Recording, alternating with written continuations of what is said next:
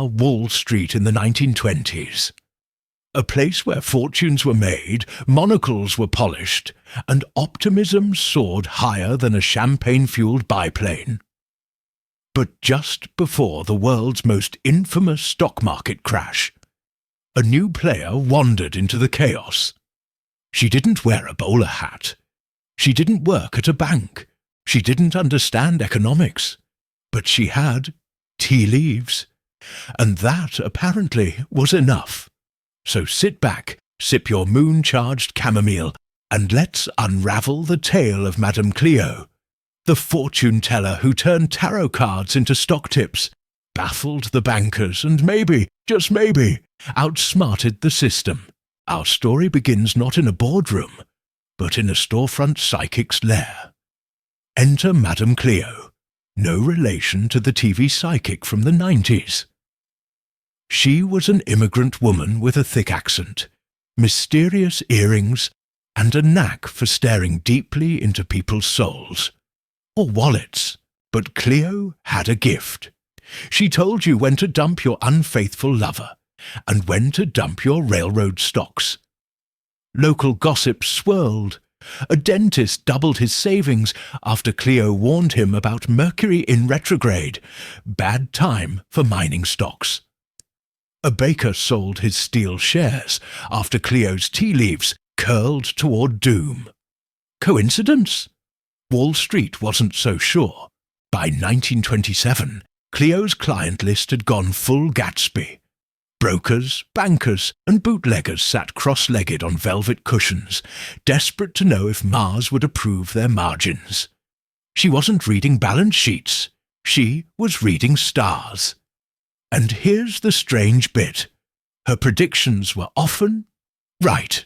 A big-name investor famously cancelled a stock buy after Cleo told him Saturn is in Scorpio. Danger looms. The stock tanked 3 weeks later. Soon she was dubbed the Wizard of Wall Street. Not by CNBC, by word of mouth. The most dangerous force in finance. Of course, not everyone was a believer. The New York Financial Tribune ran a front-page editorial titled, "Witchcraft, the Latest Investment Strategy." The editor called her a scam wrapped in incense, but also admitted his wife made a small fortune after Cleo warned her about a green-eyed stock. The stock's logo? A green owl. Coincidence? Maybe. Wall Street's elite didn't know what to do. Was she a scam artist or a savant? They couldn't agree, so they booked appointments just in case. Then came Black Tuesday, October 29th, 1929. The day optimism fell off a cliff, and everyone realized they couldn't pay for that third car. The market crashed, fortunes crumbled, brokers cried, but not Cleo. 2 weeks earlier, she'd quietly sold all her investments. Why? She said her crystal ball vibrated ominously. She warned her regulars, "The numbers have turned against you. Sell." Most laughed. One man said, "Cleo, stocks don't care about Jupiter." He lost everything. Cleo bought a new hat. As Cleo's fame grew, so did the suspicion.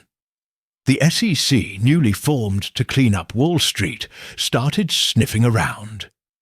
They didn't like that one of the only people who profited from the crash was a psychic.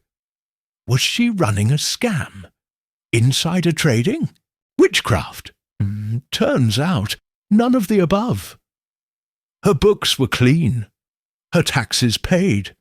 Her methods? Private and otherworldly, she said.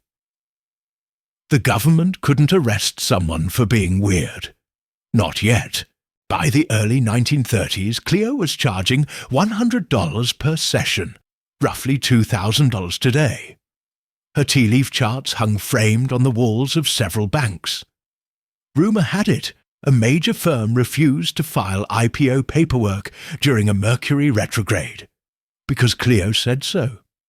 A rival banker was heard saying, "I don't believe in fortune tellers, but I do believe in results." Then, around 1935, she vanished. No retirement announcement, no press conference, just gone. Some say she moved to Cuba. Others say she joined a convent. One particularly bold theory claims she foresaw her own irrelevance and bowed out before it arrived. Her clients mourned. One broker said she knew when to buy, when to sell, and when to disappear. That's all you need in life. So, what do we make of Madame Cleo? A lucky guesser? A shrewd investor with flair? Or did she really know something we don't? Maybe it doesn't matter. Because while the markets crashed and Wall Street burned, one little woman with a teacup and a plan walked away with everything and didn't owe a soul an explanation. If you ask me, that's the real magic. This has been Lazy History Club. Until next time, may your fortunes rise like Jupiter in the second house.